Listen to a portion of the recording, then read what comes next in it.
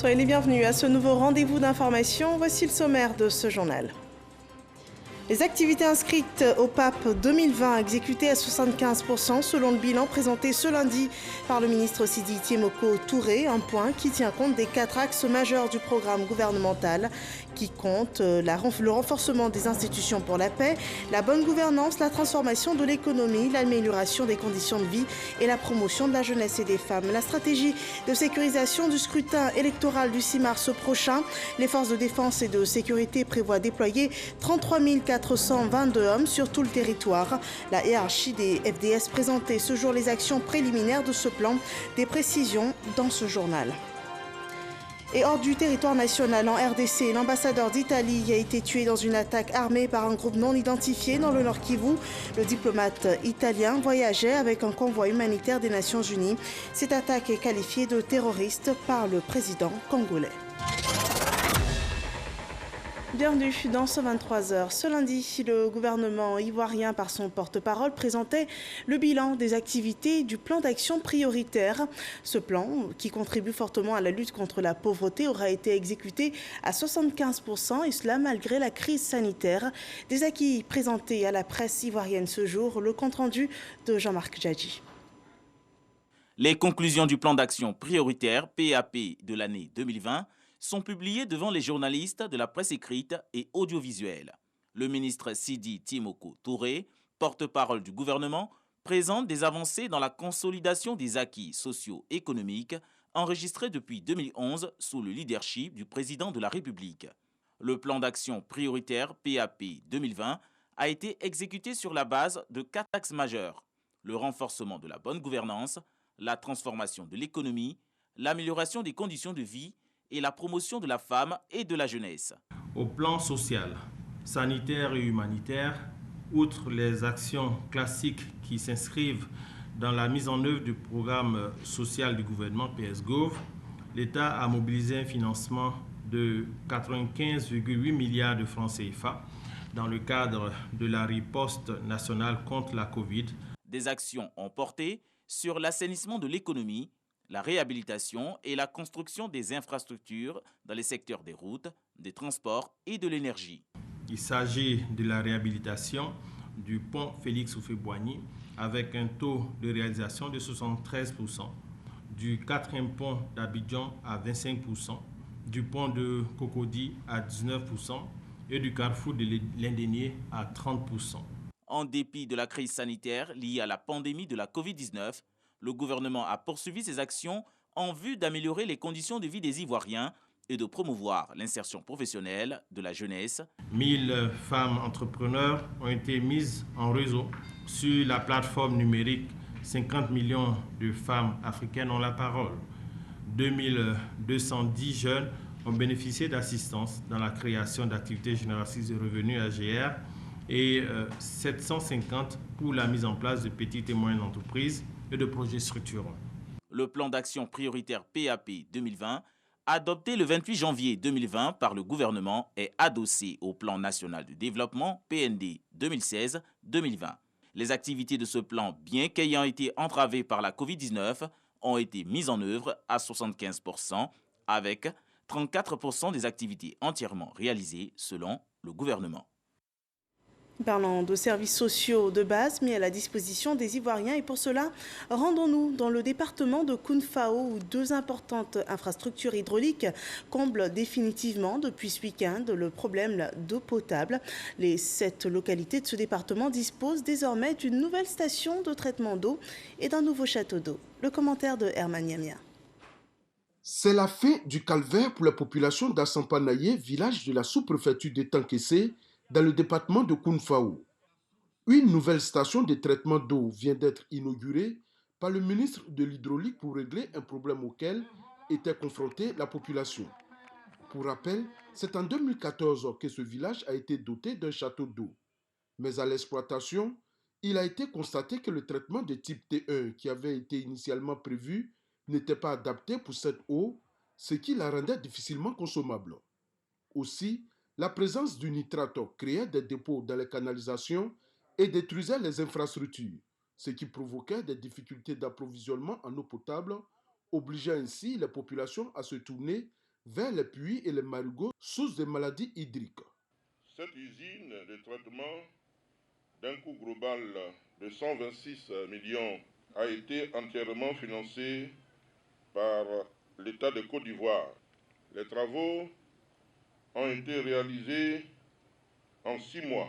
Grâce à cette nouvelle station, nous avons une production de 462 mètres cubes jour pour un besoin qui est de 112 mètres cubes jour, soit un gain, un excédent de 350 mètres cubes jour. Grâce à ce projet, l'accès à l'eau potable des populations d'Assampanaye et des localités environnantes, estimées à 6 574 habitants, est garanti jusqu'en 2033.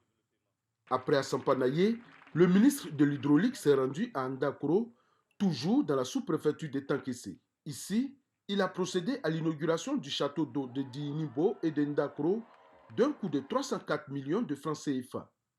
Avec ce projet, une production complémentaire d'eau potable de 330 mètres cubes jour viendra s'ajouter à la production déjà existante. Ce moment, nous l'attendions depuis fort longtemps. Et aujourd'hui, le président de la République nous a enlevé une épine du pied, qui est la souffrance d'eau potable en Ndakro. Disons merci au président de la République. Les localités d'Ndakro et de Dinibo, jusqu'à ce jour, étaient alimentées en eau à partir d'un système d'hydraulique villageoise amélioré HVA de 20 mètres cubes pour Ndakro et 6 mètres cubes pour Dinibo. Les projets liés à la bonne gouvernance se concrétisent, l'administration publique se numérise de plus en plus. Une solution électronique dédiée à la passation des marchés publics est désormais disponible sur les www.ageroute-marché.ci. La plateforme devrait permettre plus de transparence dans les procédures de passation de marchés publics. Le reportage de Cheikh Koné. www.ageroute-marché.ci.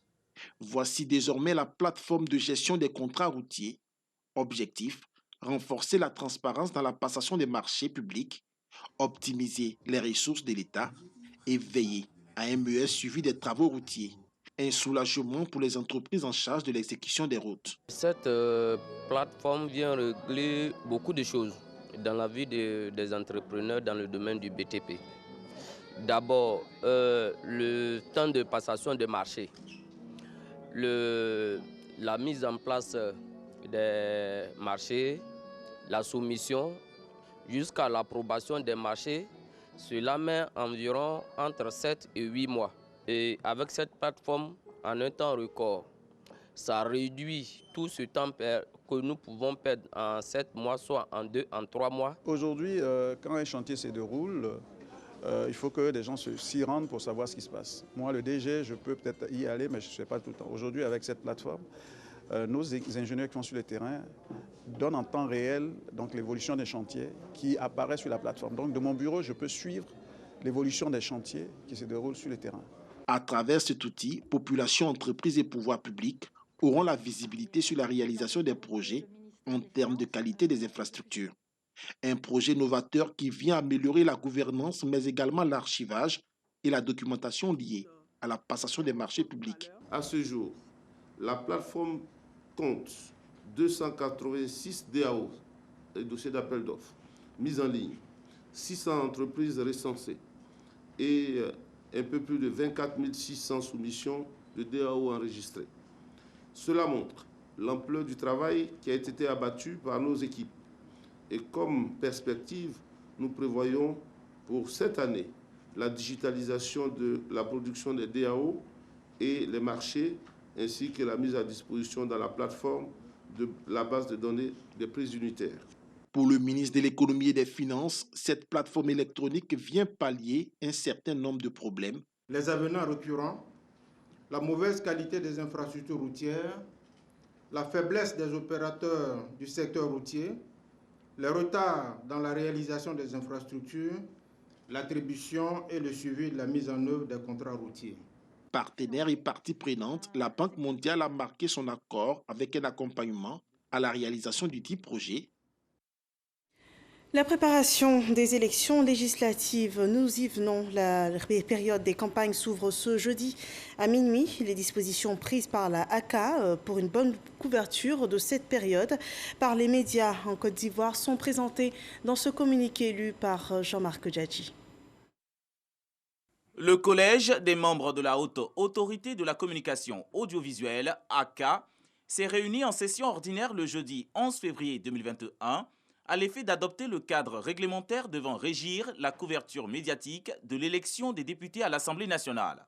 Ainsi, conformément au texte en vigueur, notamment la loi numéro 2017-868 du 27 décembre 2017 portant régime juridique de la communication audiovisuelle et le décret numéro 2021-63 du 3 février 2021 fixant les modalités d'accès des candidats à l'élection des députés à l'Assemblée nationale, aux organes officiels de presse, de production d'informations numériques et aux médias du secteur public de la communication audiovisuelle, la AK a pris 4 décisions en vue de permettre aux médias audiovisuels du service public ainsi qu'à ceux du secteur privé d'assurer la couverture de cette élection.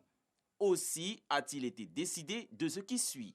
En ce qui concerne les médias audiovisuels de service public, les médias audiovisuels du service public doivent veiller à compter de la publication de la liste des candidats par la CEI à un accès équitable à leur antenne, des partis politiques, groupements de partis politiques et candidats indépendants, ainsi qu'au respect des principes du pluralisme des courants d'opinion et de l'équilibre de l'information dans les circonscriptions électorales dont ils assurent la couverture médiatique.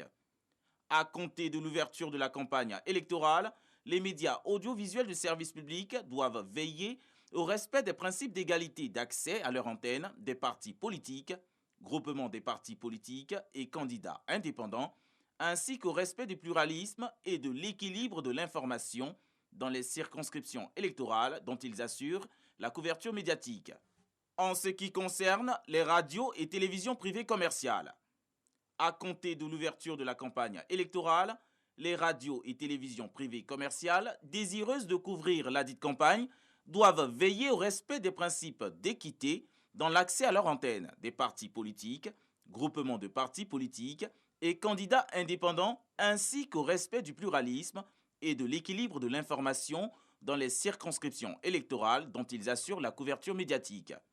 Les radios et télévisions privées commerciales peuvent diffuser à titre payant, sous réserve du respect des principes énoncés ci-dessus et sous leur responsabilité, les messages et communiqués des partis politiques, groupements de partis politiques et candidats indépendants à l'élection des députés à l'Assemblée nationale.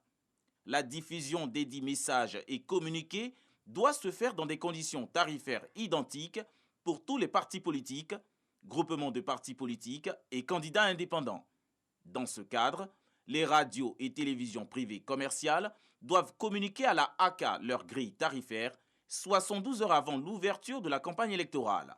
En ce qui concerne les radiodiffusions sonores privées non commerciales, dites radios de proximité, dans le cadre de la campagne électorale, la AK autorise les radiodiffusions sonores privées non commerciales, dites radios de proximité, à diffuser des messages relatifs à la citoyenneté, à la cohésion sociale, à la sensibilisation sur le scrutin et à relayer y compris en synchrone les émissions spéciales ou d'informations diffusées sur les médias de service public. Ces radios demeurent cependant interdites de produire, de programmer et de diffuser des émissions à caractère politique. Elles ne peuvent donc couvrir ni rendre compte des activités relatives à la campagne électorale. En ce qui concerne les services de médias audiovisuels en ligne, les services de médias audiovisuels en ligne accrédités par la AK et dont l'équipe de rédaction comporte en son sein au moins un journaliste professionnel sont autorisés à couvrir la campagne pour l'élection des députés à l'Assemblée nationale. Durant la période de campagne électorale, les services de médias audiovisuels en ligne doivent veiller au pluralisme, à l'honnêteté et à l'équilibre de l'information. Ils ne peuvent publier que les informations dont l'origine, la véracité et l'exactitude sont établies. Les services de médias audiovisuels en ligne doivent s'abstenir de diffuser des messages à caractère sexiste et ceux incitant notamment à la haine, à la discrimination ethnique, sociale et religieuse, à la xénophobie et à la violence. En ce qui concerne la proclamation des résultats, La ACA tient à préciser que les médias audiovisuels dans leur ensemble ne peuvent diffuser que les résultats proclamés par la Commission électorale indépendante CEI. La ACA, pour une couverture médiatique réussie, tient au respect scrupuleux de ses décisions. Fait à Abidjan le 22 février 2021.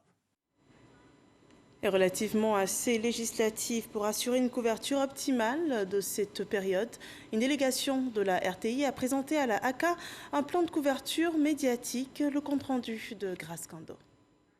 La radiodiffusion télévision ivoirienne RTI présente son plan de couverture à la haute autorité de la communication audiovisuelle à quelques jours de l'ouverture de la campagne des législatives. Il s'agit pour le média d'État de soumettre à la ACA son projet qui permettra d'assurer l'équité et l'impartialité du traitement des activités des différents candidats. La RTI se doit de couvrir toutes les régions en matière d'information, les candidats, de faire en sorte que tous les candidats soient visibles sur cette chaîne publique-là. Et également, après les élections, la RTI doit faire un traitement également équitable de l'information afin de permettre à tous nos concitoyens de savoir ce qui s'est passé pendant ces élections-là. On a été très heureux de savoir que la RTI compte couvrir les 31 régions et les 2 districts de la Côte d'Ivoire. Au total, 205 circonscriptions électorales et la RTI entend jouer sa partition. 1266 candidats en lice pour 255 sièges à l'Assemblée nationale. Le scrutin est prévu le 6 mars prochain, mais avant, la campagne électorale démarre ce 26 février pour s'achever le 4 mars. Et l'organisateur de ces élections, la Commission électorale indépendante, la CEI, informe les candidates et candidats aux élections des députés à l'Assemblée nationale du 6 mars 2021 que la liste définitive des candidats retenus est disponible sur son site internet, les www.cei.ci. Elle invite par conséquent ces candidats, conformément au texte en vigueur, à se présenter au siège de la Commission électorale indépendante, 6 à Abidjan, de Plateau, Carrefour d'Incan, pour le retrait de leur affiche et spécimen de bulletins de vote, selon le programme publié sur le site internet www.cei.ci. Le retrait se fera sur présentation du récépissé de dépôt de candidature par le candidat ou son représentant. Et pour toute information complémentaire, les intéressés sont priés de joindre le secrétariat permanent au 27 22 40 09 90. Ces législatives se dérouleront dans une atmosphère hautement sécurisée. C'est en tout cas ce que prévoit le plan d'action des forces de défense et de sécurité. 33 422 hommes des FDS seront déployés en prélude à ces élections. Des simulations de sécurisation ont d'ailleurs été menées dans plusieurs localités de la Côte d'Ivoire. Des précisions dans cet élément de Abou Sanogo. Pour la sécurisation des législatives 2021, l'armée ivoirienne lance l'opération Vision 255-21. 33 422 personnels de forces de défense et de sécurité ont été mobilisés à cet effet. Ils seront engagés pour faire face aux menaces et aux risques liés au scrutin législatif. Un plan de sécurisation conçu a été dévoilé à Jacquesville à l'occasion de la restitution des exercices de simulation effectués par la police, la gendarmerie nationale et l'armée dans les villes de Séguéla, Kong, Abengourou et Jacquesville. La première phase de l'exercice préparatoire a consisté à des échanges avec des acteurs de la société civile, des communautés, des leaders d'opinion, les autorités administratives et certains élus. La deuxième phase a consisté à faire une cartographie des lieux de vote à risque et la troisième à la gestion des incidents électoraux, ce qui a d'ailleurs permis aux militaires, policiers et gendarmes de maîtriser le terrain et d'avoir des contacts avec les acteurs du processus électoral, de disposer d'annuaires pour établir les liaisons sur le terrain.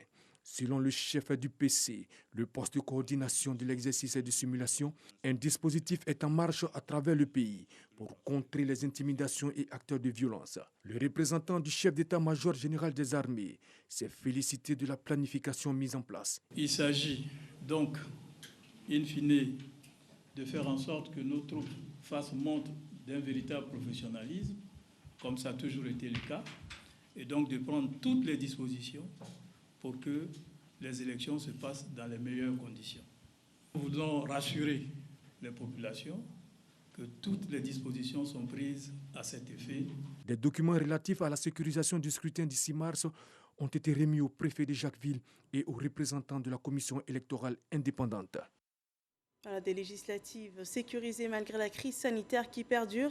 Il faudra observer les gestes anti-Covid durant cette période électorale. Voyons d'ailleurs le point de la situation sanitaire de ce jour.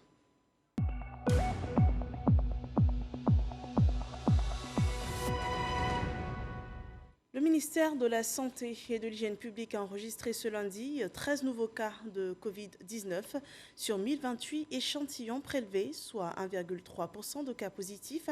179 personnes ont été déclarées guéries et malheureusement 2 personnes décédées ce 22 février 2021.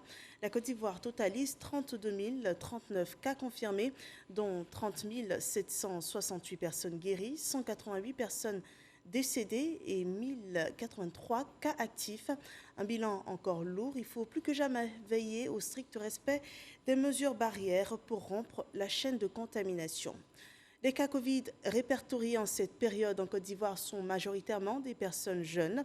C'est ce que révèlent les autorités sanitaires ivoiriennes. Une situation dépeinte au cours du 141e point sur la gestion de la pandémie en Côte d'Ivoire. Le rapport de Didier Nguessa. Les enfants en milieu scolaire et les jeunes jusqu'à 30 ans sont de plus en plus victimes de la Covid-19.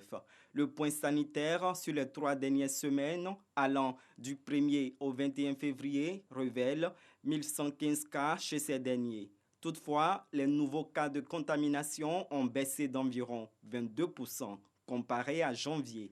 Elles ne sont pas significatives au point de baisser la garde, selon Dr Edith Kwasi du ministère de la Santé et de l'Hygiène publique. 3 627 nouveaux cas de Covid-19 sur 60 635 tests analysés, soit 5,98% de l'échantillon. 4 582 nouvelles guérisons. Le taux de guérison est à 95,84%. Malheureusement, 32 décès ont été notifiés. Avec un nombre cumulé de décès de 186, la létalité au taux de décès était de 0,58. 1251 cas actifs. Sur le plan sécuritaire, l'amélioration du tableau pandémique a entraîné une régression dans l'observation des mesures barrières en général et dans le transport en particulier. Le porte-parole de la police nationale appelle à la mobilisation des transporteurs et des usagers. C'est un appel que nous voulons lancer justement aux transporteurs et aux citoyens lambda tout court qui empruntent le transport en commun, qui empruntent le transport privé. Même seul, il est conseillé dans nos véhicules d'avoir nos masques. Le souhait des forces de défense et de sécurité, ce n'est pas d'avoir constamment le bâton, mais c'est de faire en sorte que la carotte que nous tenons actuellement ne puisse pas se muer à très brève échéance en bâton. Le 141e point Covid-19 enregistre le contrôle de 1149 établissements de loisirs. On y observe une nette appropriation des mesures anti-Covid. Voilà une situation sanitaire qui nous concerne tous. Chaque Ivoirien est appelé à la responsabilité en cette période pandémique. Et l'accès aux services de soins est primordial dans cette période de crise sanitaire. L'hôpital général de Marcory a dans ce cadre reçu une ambulance médicalisée avec oxygène. C'est un don du président de la République remis par Idrissa Traoré, vice-président de l'Assemblée nationale. Salimata Dia. L'hôpital général de Marcory compte désormais une nouvelle ambulance médicalisée dans son parc automobile. Une ambulance remise à l'établissement sanitaire des mains du vice-président de l'Assemblée nationale au nom du président de la République Alassane Ouattara. Cette action en faveur de Marcory s'inscrit dans la vision du président de la République d'assurer une couverture médicale à tous les Ivoiriens et d'équiper en ambulance tous les établissements sanitaires. Le président au quotidien ne pense qu'au bien-être de ces populations et singulièrement au bien-être de Marcory. À Marcory, on peut citer 2 choses. Il y a l'échangeur et puis la réhabilitation du boulevard de Marseille. Ces 2 infrastructures déjà dénotent que Marcory est dans le développement. L'hôpital général de Marcory voit ainsi ses capacités d'évacuation d'urgence de malades renforcées au profit de la population. Cette ambulance va renforcer le matériel pour permettre donc à Marcory de jouer réellement donc son rôle. C'est pourquoi donc au nom bien sûr de ceux qui vont donc l'utiliser, à savoir le personnel de l'hôpital général de Marcory, au nom donc de la population de Marcory, ce don-là, il dit merci à Monsieur le Président de la République. Plusieurs dons dans les domaines de la santé ou encore l'éducation sont annoncés pour un coût global de 300 millions de francs CFA dans les jours à venir. En agriculture, un accord facilitera l'accès aux semences de riz, une convention signée entre le ministère de la Promotion de la Riziculture et la firme Syngenta. Cette collaboration inclut une assistance technique et financière à toute la chaîne de la filière rizicole. 64 barrages seront réhabilités dans ce cadre. Le point de Cheikh Koné. Cet accord va porter sur 4 axes de collaboration dont l'objectif final sera un développement de toute la chaîne de valeur du secteur de la riziculture. Par cet accord, il s'agira dans un premier temps de mettre à la disposition de l'agriculture nos solutions innovantes pour une agriculture durable. Dans un second temps, le présent protocole de collaboration nous permettra d'offrir aux planteurs et aux leaders de pôle notre accompagnement technique qui est le garant de la bonne utilisation des solutions que nous proposons, mais aussi de l'atteinte des objectifs de haut rendement et de qualité du riz paddy que nous visons. Dans un troisième temps, notre collaboration inclut le volet financement de la chaîne de valeur. Dans la pratique, cet accord de collaboration va permettre la réhabilitation de 64 barrages et des parcelles rizicoles sur environ 55 000 hectares. Il est également prévu l'adoption et la mise en œuvre de projets rizicoles intégrés, à savoir le conseil agricole et le financement du fonds de roulement, une avancée notable, saluée à juste titre. Syngenta va faciliter la livraison de tout ce qu'il y a comme produit phyto à nos leaders de poules et par conséquent aux producteurs. C'était un souci important pour les producteurs parce que même si vous avez les semences, si vous n'avez pas tout ce qu'il faut pour lutter contre les mauvaises herbes, pour lutter contre les insectes, votre production ne peut pas être de qualité. Le gouvernement ivoirien a adopté en 2020 la stratégie nationale de développement de la riziculture sur la période 2020-2030, dont l'objectif est d'assurer l'autosuffisance en riz de bonne qualité avant 2025. Pour le prochain élément, une question vous est adressée. Parlez-vous votre langue maternelle? Si oui, l'enseignez-vous à vos enfants? Pour avoir des réponses à ces questions, Sam Konan a parcouru villes et villages du sud-ouest du pays. Le constat dans la majorité des foyers visités, c'est que les langues maternelles sont peu transmises aux jeunes générations. Un problème qui touche également d'autres pays du monde. Et selon l'UNESCO, 43% des langues parlées sont menacées de disparition. Suivons ce reportage. Anjumbra est une écolière dans le village des Petits Pedro, dans la sous-préfecture de San Pedro. Élève en classe de CM1, Anjumbra parle couramment sa langue maternelle. Petite démonstration. Viens, bla. Va te laver. Comment-y? Viens étudier. Comment-y? Parler sa langue maternelle, une fierté pour les enfants et leurs parents. J'ai appris ma langue maternelle avec ma grand-mère. C'est bon pour apprendre sa langue maternelle. J'arrive à parler avec mes parents. Voilà, j'arrive à parler aussi à mes amis qui parlent la langue maternelle aussi. C'est une fierté pour moi de comprendre ma langue maternelle. Il est bien que les enfants apprennent leur langue maternelle. Voilà, dans tous les cas, ils vont à l'école, ils vont apprendre la langue française à l'école. En ville, beaucoup d'enfants n'ont pas eu cette chance d'apprendre et parler leur langue maternelle. C'est le cas de Manuel Adrien, élève en classe de 5e, et de Keren Diagoné, en classe de seconde. Je suis bêtée, mais je ne comprends pas. Parce que mon papa, quand il lui dit de m'apprendre, il n'a pas le temps. Ici, les parents ne parlent pas gourou, c'est français. Il y a 2 fois, ils parlent gourou entre eux, mais nous, on ne comprend pas. Mais qui veut nous envoyer, c'est en français. Nous, on ne comprend pas gourou. Ça me fait mal, ils ne comprennent pas gourou. Sinon, des fois, on leur parle en gourou. Mais comme ils ne comprennent pas, ils demandent. Donc, tu es obligé de reprendre en français. On regrette. Parce que c'est très important pour les enfants d'apprendre leur langue maternelle. Dame Célestine Ako ne veut pas commettre les mêmes erreurs que sa voisine. C'est pourquoi elle s'y prend tôt avec ses petits-enfants. Comme ce sont les petits-enfants, elle les apprend à parler un peu. Au fur et à mesure, quand ils vont prendre de l'âge, et puis ils vont commencer à parler aussi. La journée internationale de la langue maternelle vise à promouvoir la diversité linguistique et culturelle et multilinguisme. Pour cet enseignant, il faut même inscrire l'apprentissage de nos langues maternelles au primaire. La langue maternelle, c'est ce qui fait notre trait culturel. Très important parce qu'aujourd'hui, avec la modernisation, nos traits culturels sont en train de disparaître.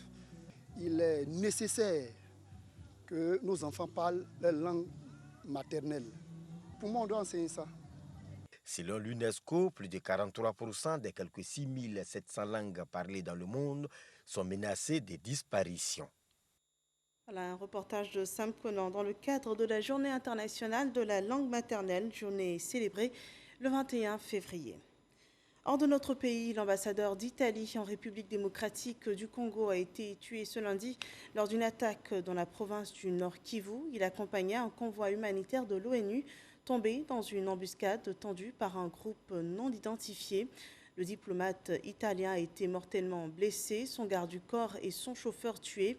Arrivé en 2017 en RDC, il était connu pour son engagement auprès des plus fragiles. Nous terminons ici cette édition d'information. Merci de nous avoir suivis. Je vous retrouve demain pour un autre journal sur RTI1. Portez-vous bien.